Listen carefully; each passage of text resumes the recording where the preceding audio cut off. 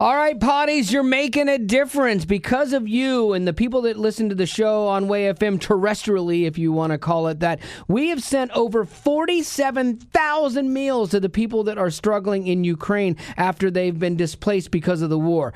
That is pretty stinking amazing. And I love the fact that you're getting to partner with us in ministry right now in a very tangible way. You're not only helping feed people, but you're also making sure that they get the gospel as well. So thank you so much. But sadly, as the war stretches on, the need is still there and becoming greater. Here's the great news, though. It only takes 25 cents to send one meal. So for about the cost of a dinner out for you and your family, you could make sure that a couple hundred meals are sent to Ukrainian refugee families. Can you imagine what a relief that is for moms who have no idea how they're going to feed their kids from day to day? This is truly ministering to the orphans and widows, like the Bible says in James. And we'd love to keep that going and send another 25,000 meals to Ukraine in just the next couple weeks. I'm in. I'll never ask you to do something I'm not willing to do myself. So if you want to help out, just text the word Wally to 91999. And again, thank you so much for even considering this. And let's make a difference. Let's do something huge today.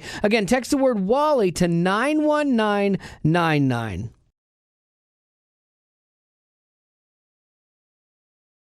Welcome to the Wally Show Aftercast. All the things we did not get to during the course of the show today. Maybe a little bit of a faster cast today.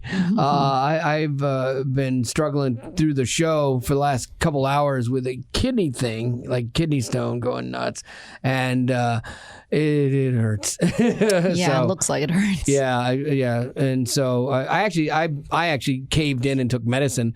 I usually try to get through it without doing that, but it was so bad that I'm still like having to talk on the show. So I'm like, all right, I gotta do this. But I'm starting to feel a little bit better, but I need to get done. The one time I did like go back to get you for a break, I just see you like on your back. Yeah. Like you are passed out. Like I was just like, oh, is he? Oh, no, he's awake. I'm laying on the office floor. Yeah, thanks for thinking he's dead. He just comes running back in. Betty, it's ours now. We get the show. But yeah, he comes back there and I'm laying down in the office just like, oh, this stinks. And then he's like, 30 seconds. I'm like, 30 seconds? Because I hit him with the 1 minute. Yeah, I didn't hear that. And then I didn't hear a response. I'm like, well, I got to go get him. Gavin is pretty quiet when it comes to those things. And usually I'd say 95% of the time you hear it. Yeah, I didn't hear that one. But understandable given the circumstances. Well, I would not be up for this today, but I would like to do this sometime in my life. The running of the bulls in Pamplona, Spain is back up and running. That's just dumb. How long was it down? For COVID.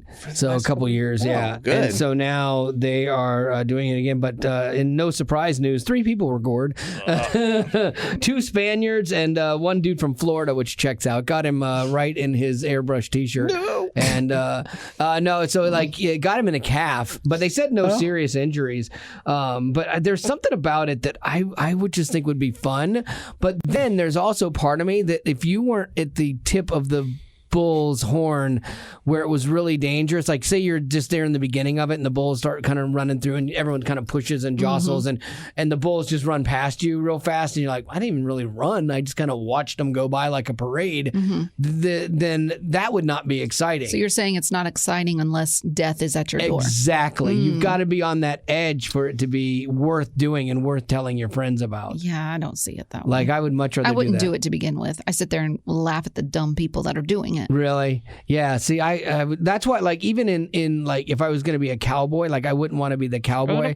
I would want to be the bullfighter that is like rescuing the cowboys. But like, you're always right there. I mean, hand on the bull and just kind of moving around it, just kind of evading. I think that would be really fun. I think when I was younger, I would have been good at it and could have done it. I think now it could be a death sentence. Like, I would. Your calf would just my calf gives out as you go for the pickleball injury cost this man his life at the horns of a bull. Yeah, I could totally see that happening. But anyway, so that's. Is there anything like that you would like? Is there anything extreme you would do, Betty? Like, what's the most extreme thing you would do? Would you go skydiving? No. Really? Not even if someone paid for it? Nope. Would you go whitewater rafting? Rafting's the best. No, oh, really? Still but too scary? You kayaked and stuff. I did. It's just going at a faster speed. Yeah, no. Would you rappel down the side of a building on a rope? You know how you kind of lean back basically, and you are just perpendicular to the. Wow. Would you I don't just feel rock like I climb? have to. Could you just rock climb? Just climb up a big old wall. Yeah, if I was in shape, which I'm not. Yeah. But I don't feel like I have to prove any of those things. For me, for me, those things aren't about proving to anybody anything or like cheating death. I think it's just kind of fun. Like the thrill. There's a thrill to it of like skydiving. There's a thrill to that. I guess that is cheating death. But it's such a great experience. Or rappelling I just don't is fun. see those things as fun. Yeah. At all. What about the high dive? Like a high diving board? No. No. Wow. So you are living just To me, I close to the consider earth. life as something precious and not something I should just. Toy with. Yeah. The bowls thing is the only thing there that's, slightly guaranteed to totally ruin life. Yeah. Whitewater rafting, maybe a little bit. I know people that have almost drowned doing that. Like that's like they'll come out of the thing and get trapped in an eddy or something. And I was like, ooh, that's My wife and I, we were with our youth group when we had just graduated high school and we were doing whitewater rafting and we had hit something and she was across from me and she looked like she was going to fall over. So I went to go grab her before she could. that's nice. But apparently my weight was holding her on the boat. Oh. And so when I got up and moved forward, the weight didn't help. And she She fell over? fell in. Oh, no. And then so did the mom who was with us next to her. And I was so kind of pumped because I was like, okay, I'm going to save her. I'll pull her in. And then the tour guide grabbed my wife or girlfriend at the time. Yeah. So I had to get this like 50-year-old lady. Oh, nice. So I didn't even get to save Haley. Oh, well, yeah, after you pushed her out of the boat. That's pretty great. She hangles that over my head. Hero to zero. Yep. In one fell swoop. I went on a small thing, whitewater rafting. It wasn't a big one like in Colorado. And it was fun. Like I enjoyed it. And I had determined like if I lived in a place that had that accessible to me like year round and close, I would do that.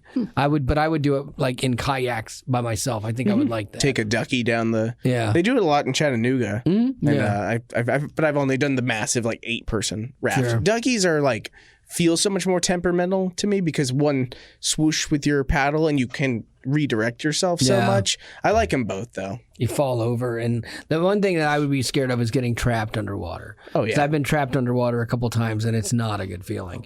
And so I would do the kayak where I'm in more control, like that. I'd rather have control of something that could kill me myself. feels like something you could kick off yourself better. Yeah, exactly. Lady Rock, what do you got?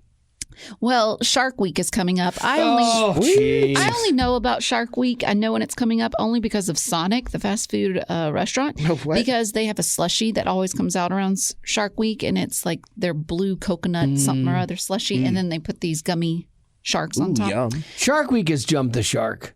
Yeah, Like, it's it's old. gotten so cheesy. Done. Well, anyways, Dwayne "The Rock" Johnson, he is going to be the first master of ceremonies for this Shark Week. I'm not really sure what that means. I think it's just going to mean that he is hosting a bunch of the shows. Yeah.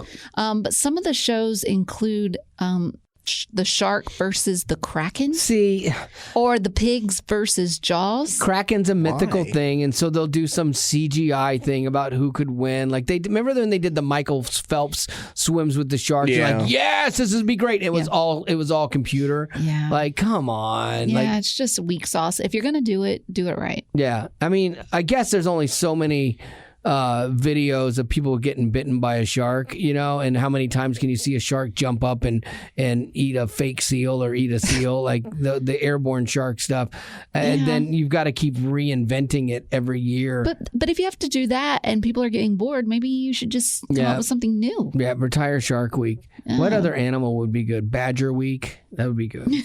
The Honey Badger Week, they're very violent. Possum Week, it all happens in Alabama. Yeah, and they're just all dead on the road. They could do the noodling. Have you heard of the noodling? Oh, catfish. Yeah.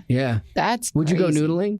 Is that where you reach your arm into the... No, Yeah. I wouldn't do that either. There's no way in heck I would do that. No. Because that one's sometimes people freaky. get snapping turtles, and once a snapping turtle latches onto you, Oh, yeah. it's not coming off. Oh no, they'll take skin, fingers, everything off. Yeah, no, thank you. that is Also, such there's a water redneck sport. moccasins, and I don't do snakes.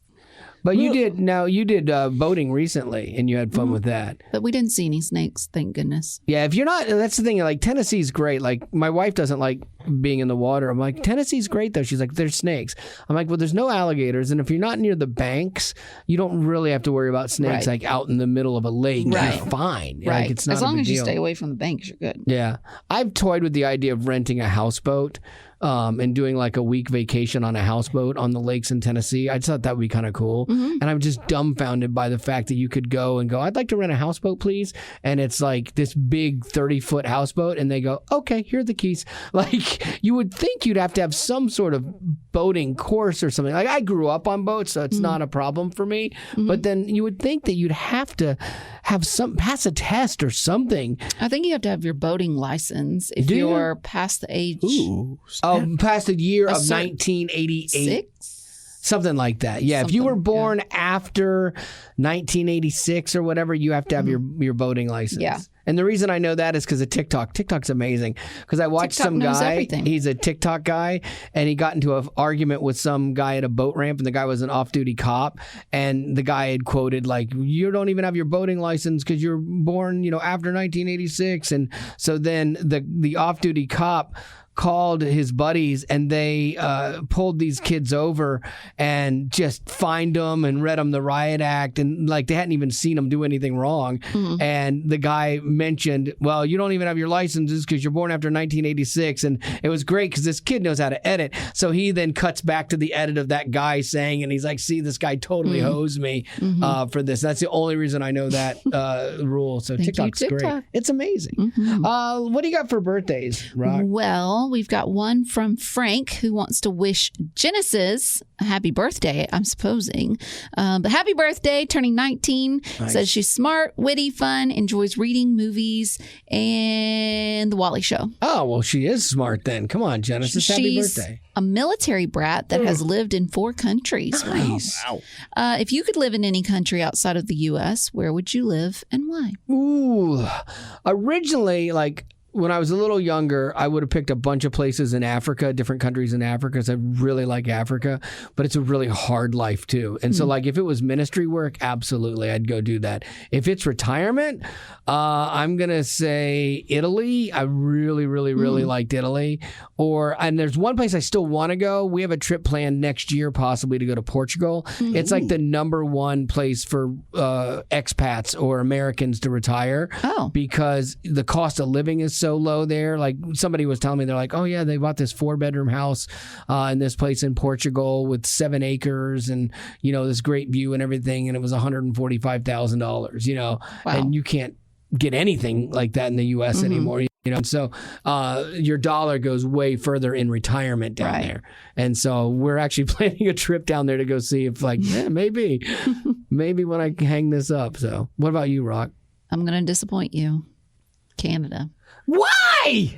Well, because I could still visit family. Yeah. Fly, it'd be easy. Yeah. And also, too, Gordon Lightfoot, my favorite artist, he's from Canada. I love Canada. I think it looks beautiful. It's really close to how Alaska looks. So why not? Yeah. You're just disappointed that it's not more exotic or it's Canada. Crazy? It's pasty white people. How fun is that? What have you got against pasty white people? And they speak French. They're annoying. Well, that's in Quebec. They're so nice up there. No, Canada's fine. But Canada just doesn't. It doesn't seem like a different country to me, though. Like Canada just seems like North us. It just seems like it's Michigan plus. Yeah, I don't think you're wrong though. Yeah, it doesn't feel like Africa. That's a different continent. And all the countries are different. Gavin, I think I would just take the risk and choose Sweden. Oh, that'd be fun to get a experience of where I and my family come from, per se. I'd probably choose a bigger city out there. I'm not going to choose a fish town or something. So I'd Stockholm. I feel like that's a Swedish town. Yeah. Not sure. I've been to IKEA before, so I feel like I know what the words look like. I know what the furniture is, at least. I feel like they speak a lot of English in Scandinavian countries, right. So I think that I'd luck out in that sense. I'd get a much different experience. I'd probably have to adjust to the food because it looks different. I don't know if there are McDonald's in Sweden, but I think it'd be fun. Yeah, I've always wanted to spend time in that area in the Netherlands and even Amsterdam. I've never been to there other than the airport, and I hear it's beautiful. So yeah, I'd love that. I'd love that area. And if you're over there, you do. They're so small that you do get to see everything if you so choose. Yep, that's the advantage to living in Europe. Yeah. So, all right. Well, with that, I think I'm going to go throw up, and we'll call it a day for the Aftercast. Thanks for being a potty.